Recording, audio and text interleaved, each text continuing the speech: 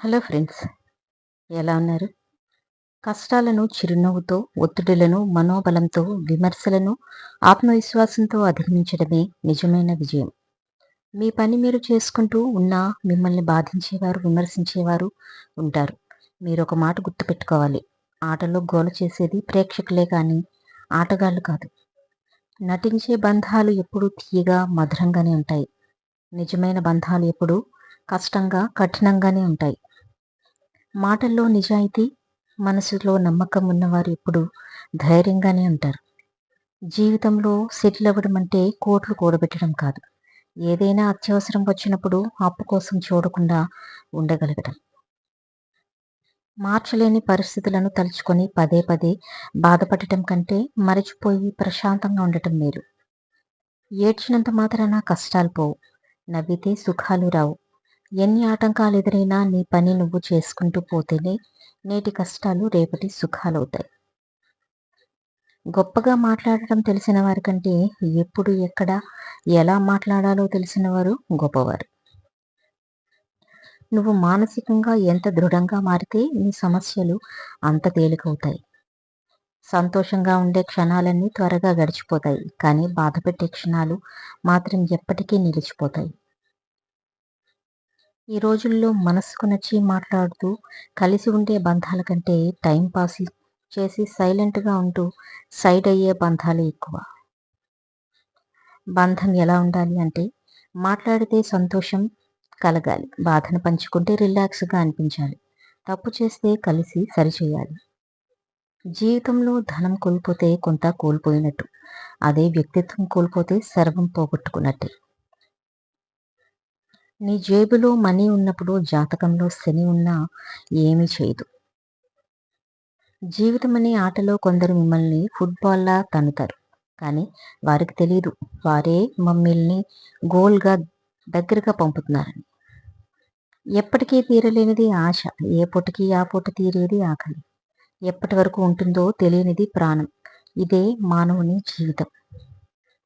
ఏ కారణం లేకుండా ఎవ్వరూ కోపంగా, కఠినంగా మారిపోరు. కొన్ని పరిచయాలు, కొన్ని జ్ఞాపకాలు, కొన్ని అనుభవాలు అన్నీ కలిసి మనసును, మనిషిని కఠినంగా మారుస్తాయి. గాలిపటం ఎగరాలంటే దారం కావాలి. అది కింద పడకుండా ఉండాలి అంటే గాలి కావాలి. కానీ ఇవి రెండు ఎవరికీ కనిపించవు. నువ్వు కూడా అంతే. అందరికీ నీ విలువ తెలియాల్సిన అవసరం లేదు. నువ్వు కావాలి అనుకున్న వారికి తెలిస్తే చాలు. తేదీలు మారుతున్నా, సంవత్సరాలు గడుస్తున్నా, కాలం ఎప్పుడూ నేర్పించే పాఠం ఒకటే: నీ జీవితంలో ఎవరూ శాశ్వతం కాదని. కృష్ణుడు భగవంతుడు కావచ్చు, కానీ యుద్ధం చేసింది మాత్రం అర్జునుడు. మనం నేర్చుకోవాల్సింది ఏంటంటే, భగవంతుడు దారి మాత్రమే చూపుతాడు, కానీ జీవితంలో పోరాడాల్సింది మాత్రం మనమే. నువ్వు ఎంత మంచివాడివైనా చేతిలో రూపాయి లేకపోతే ఎవరికీ నచ్చవు ఈ రోజుల్లో. కాలం మారింది అంటారు. కాలం ఏమీ మారలేదు. మనుషుల మనస్తత్వం మారింది. నీది కాని రోజు మౌనంగా ఉండు. నీదైన రోజు వినయంగా ఉండు. అప్పుడే నువ్వు జీవించినంత కాలం నీ విలువ పెరుగుతూ ఉంటుంది. ప్రతిరోజు, ప్రతి క్షణం పరిస్థితులు మారుతూ ఉంటాయి. దాన్ని అంచనా వేసిన వారే జీవితంలో విజయం సాధించగలుగుతారు. మంచివారి సహనం నిశ్శబ్దంగా ఉన్న సముద్రం లాంటిది. చూడటానికి చాలా అందంగా ఉన్నా వారి అంతరంగం చాలా ప్రమాదకరం. పరిస్థితులు ఎలా ఉన్నా నువ్వు నీలా ఉండటమే నీ బలం. సృష్టి రహస్యం కనిపెట్టడం ఎంత కష్టమో, నిమిష నిమిషానికి మారే మనిషి ప్రవర్తన కనిపెట్టడం కూడా అంతే కష్టం. ఎవరూ మిమ్మల్ని గుర్తించకపోయినా మిమ్మల్ని మీరు నమ్మితే చాలు. మీ విజయాన్ని చూసి ప్రపంచమే గుర్తిస్తుంది. అర్థం, అపార్థం రెండింటికి ఒక అక్షరమే తేడా. అర్థం చేసుకుంటే స్నేహం అవుతుంది, అపార్థం చేసుకుంటే శత్రుత్వం అవుతుంది. మనశ్శాంతి ఇవ్వని సంపద, ఆరోగ్యం లేని ఆయుష్, అర్థం చేసుకోలేని బంధం, అక్కరకు రాని స్నేహం ఉన్నా ఒకటే, లేకున్నా ఒకటే. అందం కంటిని మాత్రమే ఆకట్టుకుంటుంది, కానీ మంచితనం హృదయాన్నే దోచుకుంటుంది.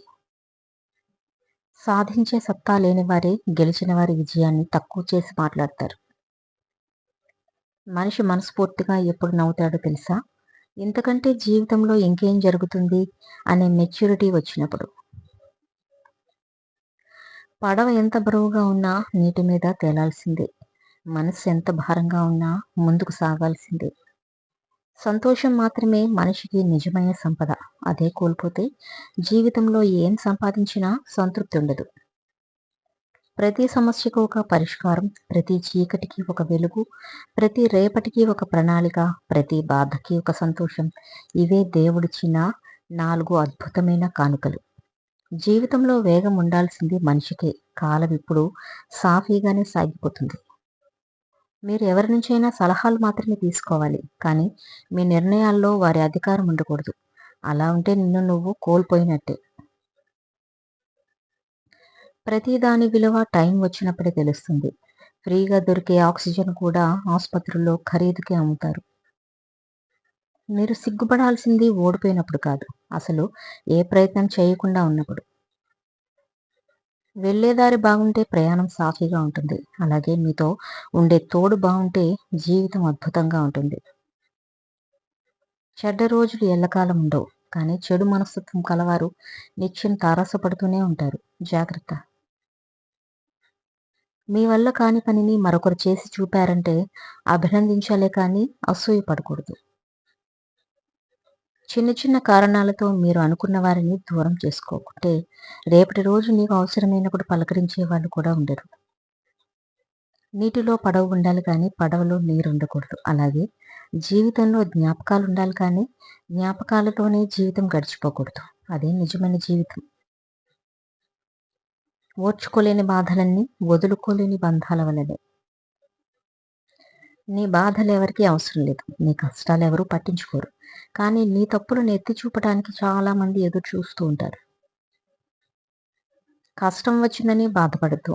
ఆ కష్టమే ఎవరు నీ వాళ్ళు, ఎవరు పరాయి వాళ్ళు అని తెలియజేస్తుంది. ఓడిపోతావని ముందే తెలిసినప్పుడు భయపడటం ఎందుకు?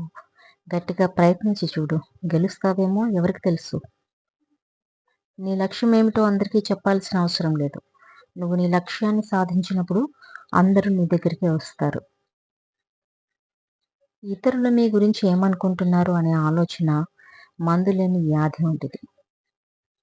ప్రపంచమంతా నేను ఒంటరిని చేసినప్పుడు కూడా నీ చెయ్యి పట్టుకొని నీకు నేనున్నాను అని ధైర్యం ఇచ్చేదే స్నేహం. అందాన్ని చూసి ఇష్టపడిన వారి కంటే మీ ప్రవర్తనను చూసి ఇష్టపడిన వాళ్ళు కడ వరకు తోడుంటారు. ఆస్తులు కూడబెట్టుకున్న వారి కంటే ఆప్తులు ఉన్నవారే అధిక సంపన్నులు. ప్రేమతో కూడిన ఒక చిరునవ్వు వ్యక్తం చేసినంతగా ఈ ప్రపంచంలో మరే భాష ఆత్మీయతను వ్యక్తం చేయలేదు.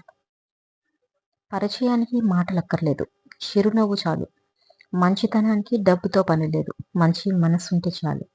స్నేహానికి చుట్టరికం అక్కర్లేదు, మనసులోని భావాలు కలిస్తే చాలు. నీ బాధ్యత నువ్వు నిర్వర్తించు, అంతవరకు మాత్రమే నీకు అధికారం ఉంది. ఫలితాల గురించి ఆలోచించుకో, అది నీ పని కాదు. అనుకున్న వెంటనే విజయం రాదు, దేనికైనా సమయం రావాలి. దారి దొరికితే వెళ్ళిపోయే బంధాలు దారి దొరికే వరకే ఉంటాయి. వెళ్ళడానికి 1000 దారులున్నా నీ దారిలో నడిచే బంధమే నీతో చివరి వరకు ఉంటుంది. ఆకర్షణ అనేది అందాన్ని చూసి పుడుతుంది కానీ ఇష్టం మాత్రం అందమైన వ్యక్తిత్వాన్ని చూసి మాత్రమే పుడుతుంది. అందం శాశ్వతం కాదు, వ్యక్తికి మాత్రమే శాశ్వతం. అదే ముఖ్యం. జీవితంలో వెలుగు రావాలంటే వెలుగు వచ్చే చోట నువ్వు ఉండాలి, లేదంటే నువ్వే వెలుగును సృష్టించాలి. సహనాన్ని కోల్పోవడం అంటే సగం ఓటమని అంగీకరించడమే. మీరు వెళ్తున్న మార్గంలో కొన్ని సమస్యలు ఎదురు కావచ్చు, కానీ ఆ సమస్యను చూసి భయపడకుండా ముందడుగు వేయాలి. కొన్నిసార్లు దేవుడు నిన్ను ఒంటరితనానికి అప్పగిస్తాడు. నిన్ను బాధ పెట్టడానికి కాదు, జీవితం అంటే ఏంటో నీకు నేర్పడానికి. ఓర్పు అనేది ఎంత చేదుగా ఉంటుందో దానివల్ల లభించే ప్రతిఫలం అంత తీయగా ఉంటుంది. కాస్తంత ఓపిక పడితే జీవితం మనకు చాలా పాఠాలు నేర్పుతుంది. ఓర్పు ఓటమి ఎరుగదు. సహనంతో సాధ్యం కానిది ఏదీ లేదు. ఈ రెండు ఉన్నవాళ్ళు జీవితంలో ఓడిపోరు.